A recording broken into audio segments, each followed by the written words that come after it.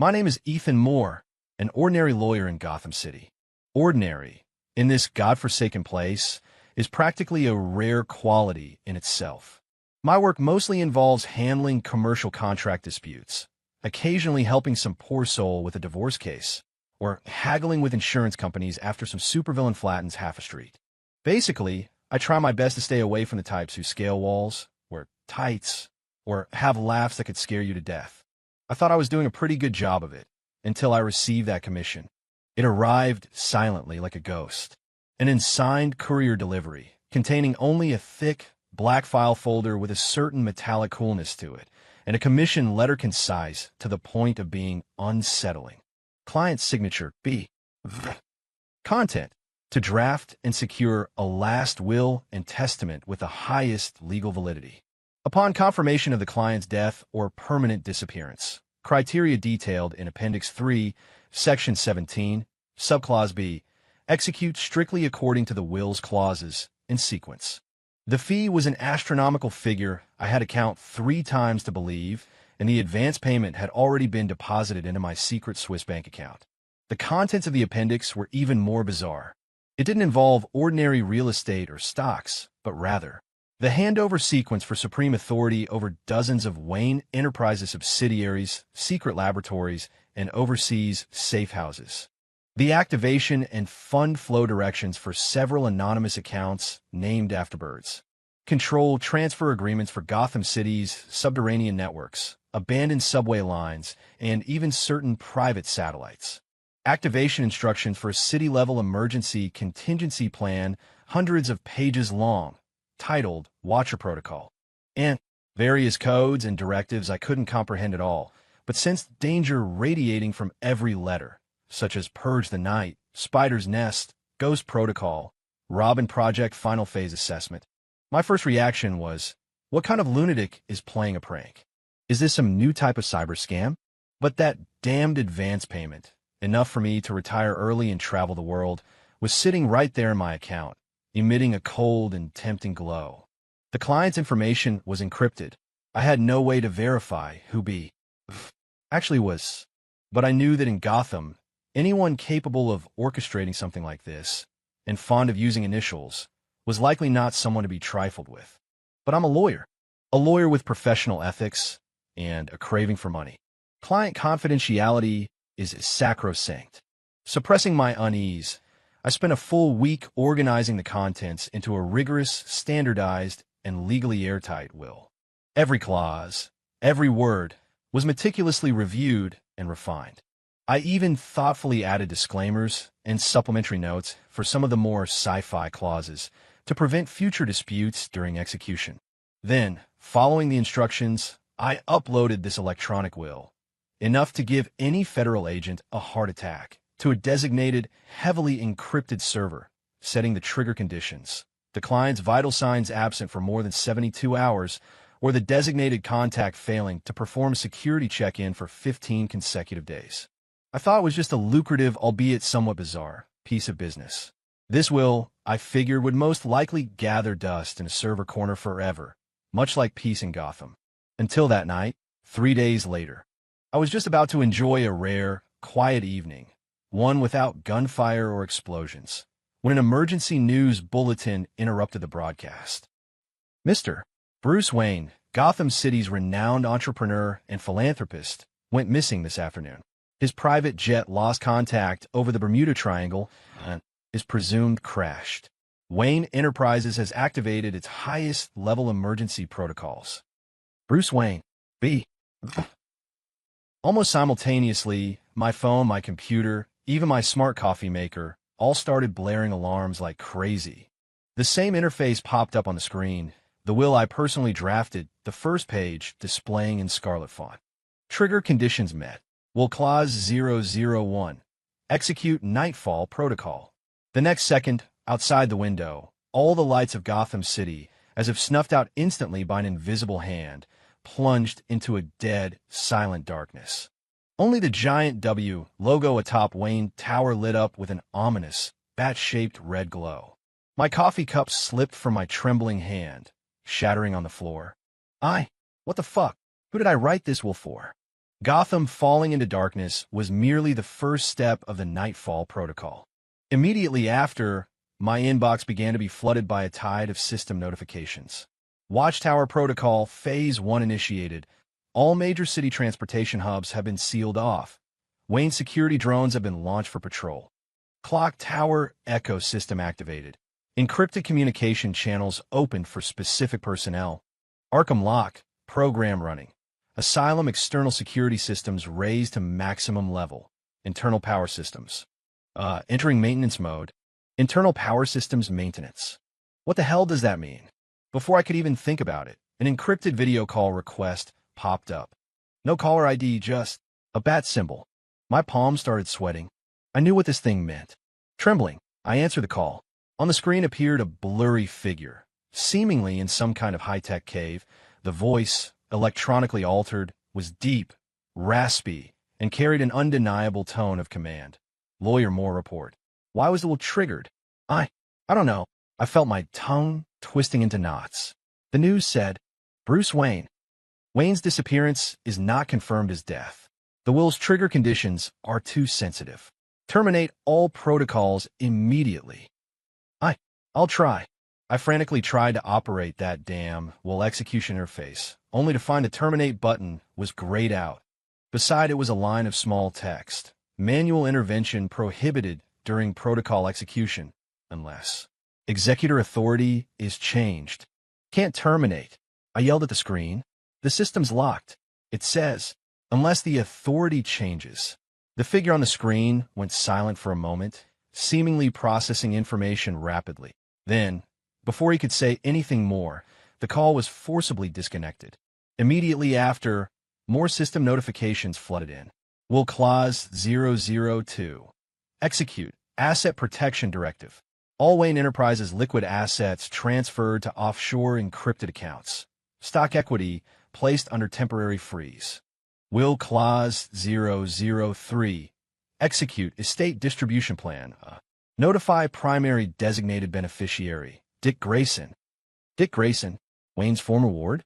The one from a circus? I remembered the clause about him in the will. Something like, inheriting some sporting goods company under Wayne Enterprises? And several properties in downtown Gotham? Sounds relatively normal, right? However, half an hour later, the scrolling headline on Gotham News became shocking. Wayne's former ward, Dick Grayson, to inherit nearly 50% of Wayne Enterprises' non-physical assets and control of Gotham's underground information network. Per Bruce Wayne's will, Mr. Grayson released a statement through his lawyer. I am perplexed by Mr. Wayne's generosity. Compared to managing Gotham's underworld, I personally would prefer to continue my gymnastics career. Control of the underground information network. What the hell is that? Was that thing even in the will I wrote? What I wrote was clearly control over a charitable organization called the Nightwing Foundation. Could it be there were hidden clauses in that will? My head felt like it had been slammed hard by one of the Joker's laughing gas canisters. Buzzing. Tonight, Gotham was destined for a sleepless night. Police sirens, explosions. Yes, there are always those restless types lurking in the darkness. Panic screams from citizens, the relentless barrage from the news media. All intertwined into a chaotic symphony unique to Gotham. And I, Ethan Moore, just an ordinary lawyer wanting to make a steady, peaceful living, felt like I had pressed play on this symphony and, damn it, cranked the volume to the max. I collapsed onto the sofa, watching the night sky outside, illuminated by the red bat symbol, until it resembled hell itself. For the first time, I felt a profound doubt about my chosen profession. The chaos brought by the Nightfall Protocol was just the beginning. When the will's tentacles began to reach towards those enigmatic family members, the real storm truly began to brew. Early the next morning, I received the first call from a beneficiary. The caller ID was a string of garbled characters, but the sound of dolphin calls in the background led me to guess the caller's identity. Lawyer Moore. The voice on the other end was young and energetic, but now laced with barely suppressed exasperation. You'd better explain this to me. Why do I suddenly have a dozen shell companies under my name and ownership of half the Gotham docks? And what the hell is that damn Seagull navigation system? I just want to be a cop in Bloodhaven. It was Dick Grayson, or rather, Nightwing. Mr. Grayson, I'm very sorry, but the terms of the will. Screw the terms. What the hell was that guy Bruce thinking? Is he trying to cause trouble for me, even after he's dead? Uh, Technically speaking, Mr. Wayne is currently just missing. Shut up. Nightwing had clearly lost his patience. Listen, Moore, I don't care how you do it, but get this stuff out of my name. Immediately. Right now. Or else. You'll face the consequences. The call was violently disconnected. Before I could even catch my breath, the second call came in. This time, the caller ID showed. An unknown number. Was it you who activated that foolish document? A cold voice, carrying the distinct arrogance of youth, spoke, filled with disdain and murderous intent. My father's inheritance can only be inherited by me, Damian Wayne, his only biological son. Who is this woman called Kyle? By what right does she get the cat lair beneath Wayne Manor? Damian? Biological son? I remembered the will did mention a beneficiary named Damian inheriting a large trust fund and oil fields in some small Middle Eastern country. As for the one named Selena Kyle, the will seemed to state that the priceless jewels and art pieces in Wayne Manor and custody of a black cat went to her. And what the hell is a cat lair? Young Master Wayne. I tried to explain, my voice already starting to waver. Silence, lawyer, Damien interrupted coldly. Tell that woman she'd better not touch things she shouldn't. Otherwise, I'll make her understand the consequences of angering the true heir. Another disconnected call. My blood pressure started to skyrocket. Immediately after the third call, this one was more normal, an official-looking number from some department at Wayne Enterprises. Lawyer Moore, this is Timothy Drake. A calm, rational, but slightly weary voice came through. Regarding the execution of the will, I've encountered some technical issues on my end. The Phase 2 authorization code for the Kestrel Protocol, mentioned in Clause 007, B appears to have nested encryption. I need your legal authorization to... Wait, Mr. Drake, I cut him off. What nested encryption? When I drafted it, I know what you drafted, Attorney Moore. Tim's voice held a trace of helplessness. But you clearly underestimated Mr. Bruce's meticulousness. This was like a Pandora's box. Every layer you open might hide another universe beneath. I suspect now, Tim lowered his voice, that this will itself might hide some deeper directive or a trap. A trap? My heart sank.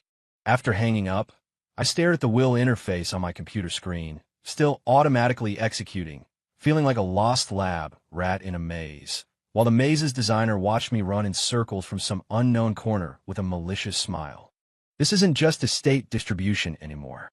This is practically a large-scale social experiment meticulously planned by Batman, targeting all of Gotham and everyone around him, or an unprecedentedly large-scale, posthumously arranged prank.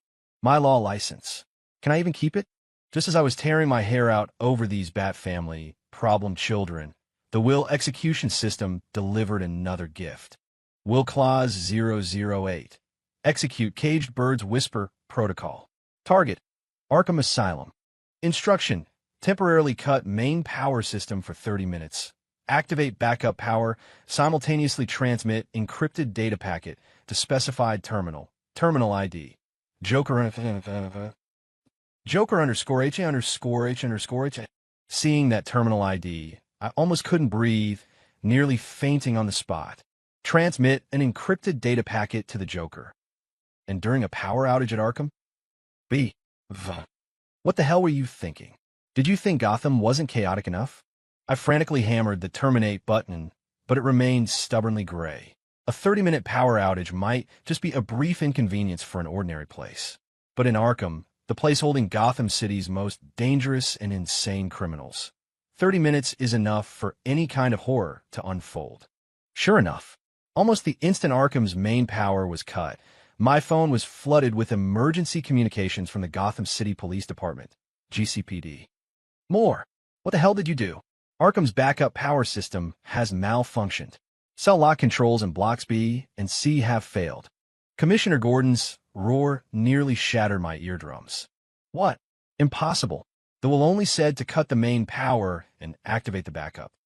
The backup power was compromised by a virus with a Joker symbol.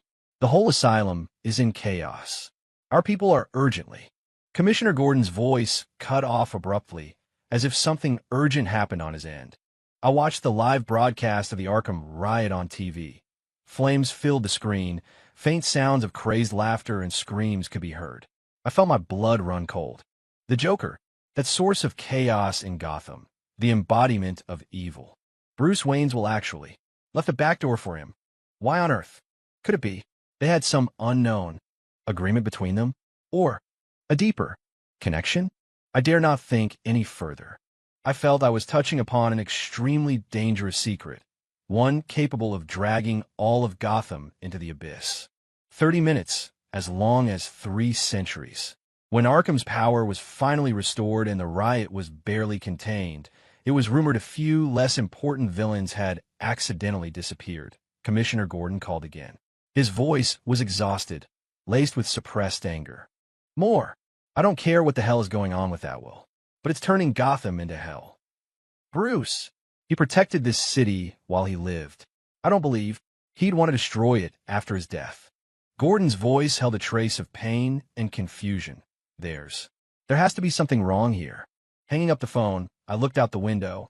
Dawn was breaking, but the air in Gotham felt more oppressive and dangerous than any night before.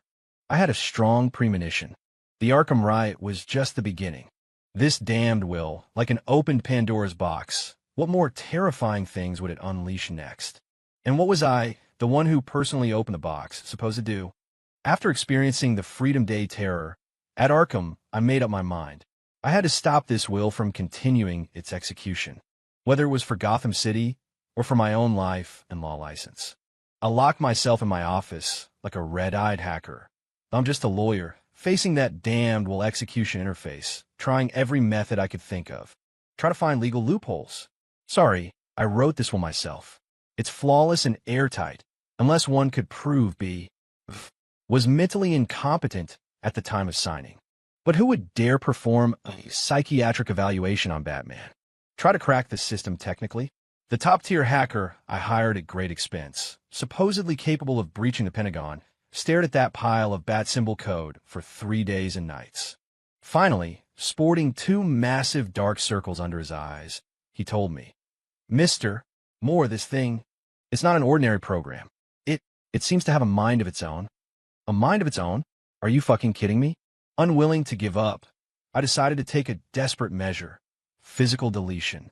Since I couldn't stop it through software, I destroyed the storage server directly, using some data paths exposed during the will's execution. With a friendly tip from Tim Drake, God knows if he was also using me to test system vulnerabilities, I roughly pinpointed the server storing the will's core program, likely located on an undisclosed floor beneath Wayne Tower. This was practically suicide, but I had no choice.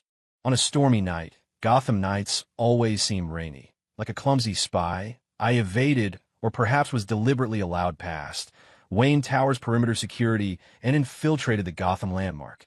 The structure of the underground levels was even more complex than I'd imagined, filled with various high-tech contraptions and bat-themed decorations. Seriously? With a bit of luck and some seemingly friendly AI guiding me in the shadows, I later learned it was part of the Alpha Protocol. I finally found the legendary Batcave, or rather, the server room adjacent to the Batcave. Giant black server arrays emitted a low hum, their eerie blue indicator lights flickering in the darkness, filled with a sense of technology and oppression. I located the server marked Final Directive, took a deep breath, and pulled out an axe I'd swiped from a fire hose cabinet. Don't ask me why I didn't bring professional tools. I'm a lawyer. Just as I swung the axe, ready to give this damn server a physical exorcism, the alarms in the entire server room instantly blared. Red lights flashed violently. On the server screen in front of me, a huge crimson warning box popped up. Illegal intrusion and attempted physical destruction detected. Warning: will core program protected by the Phoenix Protocol. Any form of forced deletion or destruction will trigger. Triggering: automatic successor selection program. Selection scope: The most recent individual who legally accessed and attempted to modify core instructions. Individual identified. Ethan Moore. Identity confirmed. Permissions transferring. Congratulations, Mr. Ethan Moore. You have successfully unlocked hidden permissions and become the of this will and associated assets and protocols. Supreme Executor. On the screen, my photo slowly materialized, and next to it, a virtual seal of the Gotham City Mayor's office. Me? The axe fell to the floor with a clang. I stared at the virtual seal smiling at me on the screen, feeling my entire worldview, along with my legal career, shatter into pieces. I just fucking wanted to delete a file. How the hell did I become Gotham City's temp worker, Supreme Executor Edition? Becoming the will's Supreme Executor brought me no actual benefits. Instead, it dragged me into a deeper quagmire. Now, I not only have to deal with the bizarre inheritance I inexplicably received, like an abandoned weather station in Antarctica and a genetically modified penguin, but also handle complaint and help call from various Gotham City departments triggered by the will's instructions. Mr. Moore. The Gotham Sewers sonar purification system collapsed our sewage pipes. Attorney Moore. The carrier pigeon encrypted network is tying up our police department's emergency channel. Ethan. That damn Batmobile auto-navigation route planner trapped me in Crime Alley for 3 whole hours. That was Commissioner Gordon Roaring. I felt like the sole operator at a major disaster site, on the verge of collapse. And just then, the Will system dropped another bombshell on me. Will Clause 015. Execute Final Joke Protocol. Instruction. Decrypt and publicly release all data received by terminal Joker underscore. Publicly release. The data the Joker received? My scalp tingled. God knows what kind of crazy stuff that madman Batman sent the Joker. I tried to stop it, but as the Supreme Executor, I discovered the permissions I held didn't include revoking instructions already issued. Insufficient permissions? I roared at the computer. I'm the Supreme Executor. How can my permissions be insufficient? The system interface coldly displayed a line of text. Final joke, protocol assigned highest priority by client B. Cannot be terminated unless revoked by the client himself. The client himself? Isn't he missing, possibly dead? Before I could process it, the decrypted data had already spread like a virus, instantly reaching every corner of Gotham City, television stations, the internet, even street billboards. The data's content was unexpected, yet somehow expected. It wasn't devastating weapon codes, nor some earth-shattering conspiracy, but rather an extremely detailed psychological profile of the Joker himself, behavioral pattern analysis, records of childhood trauma, even the coordinates of all his hidden safe houses, and his favorite Joe collection. Finally, there was an encrypted message from B. Just one sentence. I know you'll see this. I also know you'll be bored without me. Consider these. My last toy for you. Have fun. All of Gotham City, after seeing this Joker top secret file, fell into a strange silence, followed by greater panic and anger. Batman and the Joker. What exactly is their relationship? How could he know the Joker so intimately? What did he want by leaving this? For us to catch the Joker? Or for us to understand him better? All sorts of conspiracy theories ran rampant. As for the Joker himself, currently in Arkham, reportedly enjoying special solitary treatment, his reaction was, he laughed at the surveillance camera all day long. Then, through some unknown means, he sent an open letter to the Gotham Times, containing only one sentence. My dear Bat, thank you for the gift. However, I still prefer the games we play ourselves. P.S. Your will is written, completely devoid of humor. Looking at this letter, I felt my stomach churn. Batman, Bruce Wayne, you control freak, paranoid maniac, even in death, or perhaps not dead. You still have to manipulate all of Gotham, including your nemesis, in the palm of your hand. I'm just a lawyer. I just want to quietly make some money. Why drag me into this twisted game of yours, this love-hate relationship? I feel like I'm not far from going insane. Perhaps being a lawyer in Gotham is, in itself, a kind of mental illness. The execution of the will like a runaway machine, continued reshaping every aspect of Gotham according to the bizarre steps set by B. The Purify the Nightfall protocol initiated. The biological information and criminal evidence of a group of criminals hidden in Gotham shadows, connected to Wayne Enterprises or rather, funded by Wayne, were anonymously sent to the GCPD and some network hacker calling themselves Oracle. The Spider's Nest system activated. All of Gotham City's public surveillance cameras, network nodes, even some rich people's smart fridges were connected to a vast, omnipresent surveillance network. Privacy in Gotham. Non-existent. The firewall protocol went online. A firewall system, privately built by Bruce Wayne, spread throughout the city's underground, possessing independent power and defense systems, was activated. It was said that in extreme circumstances, it could physically isolate Gotham from the outside world, or selectively purify certain areas within the city. Gotham City, within just a few days, became an unprecedentedly safe, yet also unprecedentedly transparent and bizarre place. The crime rate plummeted, because all potential criminals knew they might be under real-time surveillance by the ghost of a dead man through ubiquitous cameras and microphones. The economic order began to descend into chaos. Because the sudden change of ownership of Wayne Enterprises, though the heir, Nightwing, had no interest in it, and the redirection of vast secret funds triggered violent turmoil in the financial markets.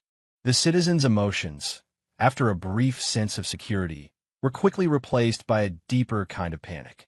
They felt like they were living in a giant Truman Show designed by Batman, where their every move was clearly orchestrated.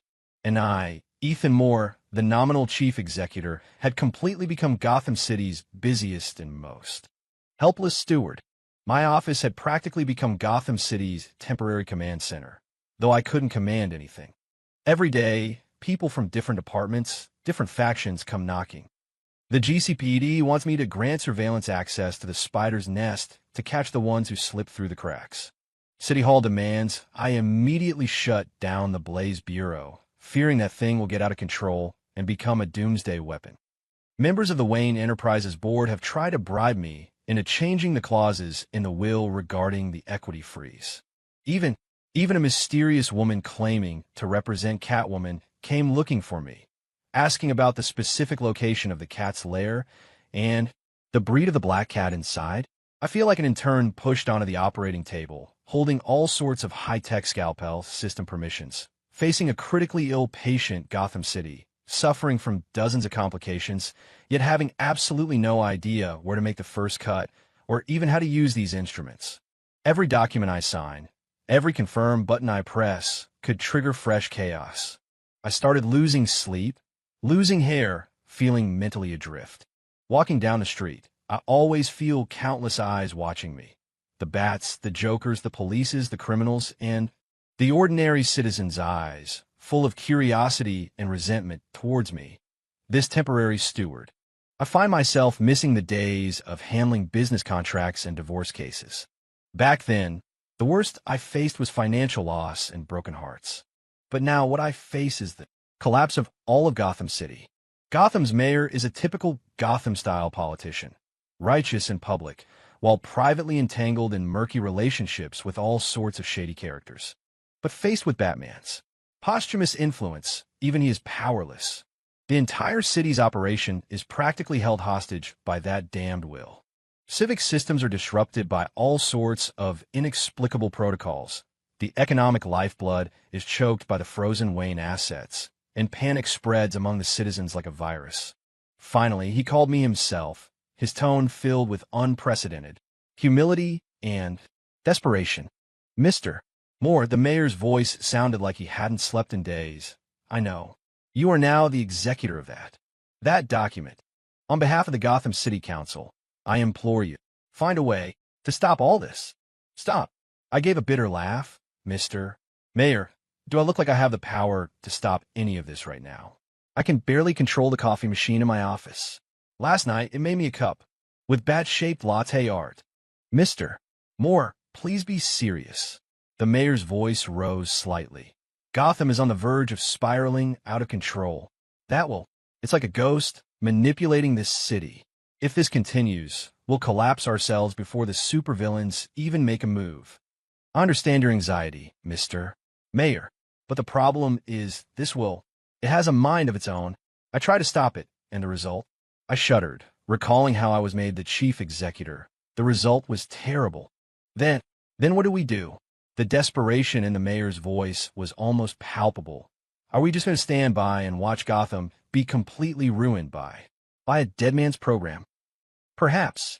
I hesitated, voicing the suspicion that had been swirling in my mind, yet one I dared not confirm. Perhaps. This is exactly what wanted. What? Perhaps. He left this for more than just settling his affairs. Perhaps. This is a test? Stress test? To see what happens to Gotham. Without him. Let's see if the contingencies he left behind could maintain the basic order of this city under extreme circumstances. Or, simply, tear it all down and start over. The other end of the line fell into a long silence. I knew my speculations sounded insane. But in Gotham, what isn't possible? Mr. Moore, the mayor finally said after a long pause, his voice extremely weary. If this really is a test, then can we pass? I looked out the window at Gotham City, still chaotic, dark, yet operating under some strange kind of order, and didn't know how to answer. Pass, perhaps, for Batman, as long as Gotham hadn't been utterly destroyed, as long as the variables he left behind were still balancing each other out. Maybe that counted as barely passing, and ordinary people like us caught in the middle were nothing more than cold data points on a lab report. Just as the mayor and I were talking, sinking together into desperate speculation about Batman's twisted psychology, that damned execution interface. Updated again. This time, there were no new instructions, no new protocols. Just, at the very bottom of the interface, a single line of small text had appeared silently, like a hidden Easter egg, or the final judgment, final clause, unlocked. Read access, Ethan Moore. My heart began to race uncontrollably again. Final clause. What the hell was this now? Could there possibly be anything more outrageous than taking over Gotham? With trembling hands, I tapped on the small text. A new document window popped up on the screen. No complex legal jargon, no cold command codes. Only a short passage, like a private message. The handwriting, a scanned script, was forceful and strong, carrying a familiar paranoia and desire for control. Ethan, he actually used my first name. If you are reading this, it means you have passed the initial screening. Or rather, you were lucky enough, or unlucky enough, to be drawn into this game that originally had nothing to do with you. Gee, thanks. I know you have many questions, many complaints, perhaps even much fear. But believe me, all of this is necessary. Gotham needs order, even if it is imposed order. When I can no longer guard myself, someone or something must fill the void. This was the last line of defense, built with all my life's work and resources. It's not perfect, maybe even crude, but it ensures that after I am gone, Gotham will not immediately slide into the absolute abyss. I observe you for a long time, Ethan Moore. You might not be strong enough, not smart enough, maybe even a bit too normal, but you possess the rarest things in this city, principles, and a certain degree of integrity. So, that's why you chose me, this unlucky guy. The previous clauses were a test for Gotham, and also a test for you. Now, the test is over. The next choice is in your hands. You can choose to shut down this system completely, let Gotham return to its free chaos, or take control of it. Become the new Watcher, using your own methods to understand and guide this city. Remember, power comes with responsibility, but can also bring destruction. Make your choice, lawyer. At the end of the document was a virtual signature. Then, next to the signature, slowly materialized, a bat-shaped virtual key, symbolizing supreme control authority, and two option buttons. Shut down system. Take over authority. I stared at the screen, at the virtual key emitting a faint blue glow, feeling like my brain had completely crashed. Shut down the system. Let Gotham return to chaos. Then what was everything I've been through? The messy aftermath of some huge prank. Take over authority? Become the new Watcher? Are you kidding me? I'm just a lawyer. An ordinary person who can't even figure out his own coffee machine. What am I supposed to use to take over this city filled with lunatics and monsters? Batman. Bruce Wayne. You bastard. You didn't just manipulate all of Gotham. You manipulated your family and your enemies. You even manipulated me, the unlucky lawyer who wrote your will. Gotham is yours? Fuck you. I roared silently at the screen. In the end, I still didn't press the shutdown system button. Not because I had some grand sense of responsibility, nor because I crave power. It was because I chickened out. I was scared. I was afraid that if I shut down the system, Gotham would immediately plunge into chaos 100 times worse than it is now. Those demons, temporarily suppressed, would strike back ferociously, and I, the culprit, would absolutely be the first one torn to pieces. In comparison, take over authority seemed like it could at least let me save my own skin for the time being. Although this might mean completely saying goodbye to my ordinary, albeit also fright-filled, legal career and embarking on a path completely unimaginable to me, full of unknowns and dangers. Just as I was staring at those two buttons, torn by inner conflict, almost tearing my hair out, there was a soft knock on the office door. "Come in," I said wearily. The door opened. The person who walked in turned me instantly to stone. Not Batman, not Robin, nor any of Gotham's usual ghouls and goblins, but an elderly gentleman in a proper tailcoat, hair impeccably combed, with a gentle yet distant smile on his face. Alfred Pennyworth, the Wayne family's loyal old butler, the man who had remained silent ever since Bruce Wayne's disappearance. He was holding a silver tray, upon which sat a cup of steaming black tea. "Mr. Moore." Alfred walked to my desk, gently placing the tea down with impeccable elegance. "It appears you've had a rather eventful evening." "Mr. Pennyworth." I felt like my voice was floating. What are you doing here?" On Master Bruce's orders, Alfred gave a slight bow, his tone calm. "I've come to conclude this test." "Test?" I shot up, nearly knocking over the tea. "So, all of this. Bruce Wayne. He wasn't dead at all. Strictly speaking, Master Bruce did experience a period of technical unavailability." Alfred's phrasing, as always, was precise and infuriatingly understated. "But currently, he has returned safely. And regarding the execution of this contingency plan, he expressed basic satisfaction." Basic satisfaction.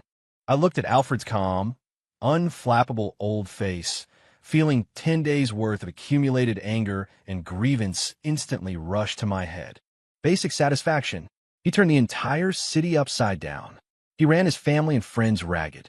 He pushed me, an innocent lawyer, to the brink of a mental breakdown. And he calls that basic satisfaction. "Please calm down, Mr. Moore." Alfred offered a handkerchief. Master Bruce always acts with purpose. Perhaps his methods are somewhat drastic, but his intention is to ensure Gotham's long-term stability. Long-term stability? I took the handkerchief and wiped the cold sweat from my forehead, God knows whether from fear or anger. He nearly let the Joker out. He put Nightwing in charge of the gangs. He put me, a lawyer who can't even fire a gun, in charge of the entire city. Is this his long-term stability?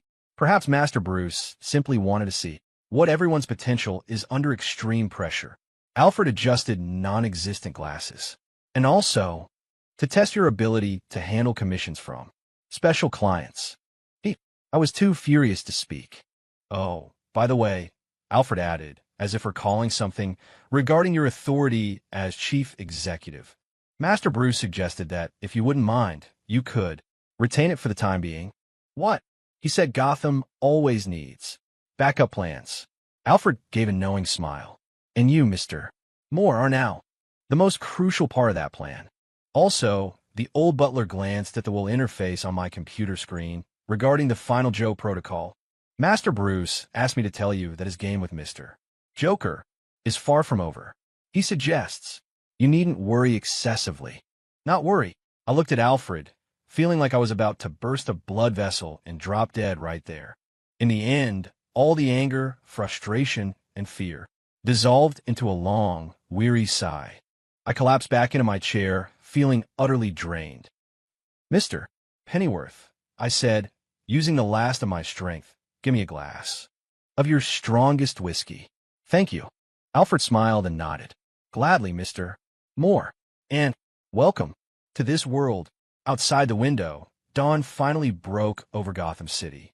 Sunlight struggled through the thick clouds, falling upon the city that had just endured a preposterous ordeal. And I, Ethan Moore, a hapless Gotham lawyer, looked at the amber liquid on the desk, knowing that my mundane, ordinary life was likely gone for good.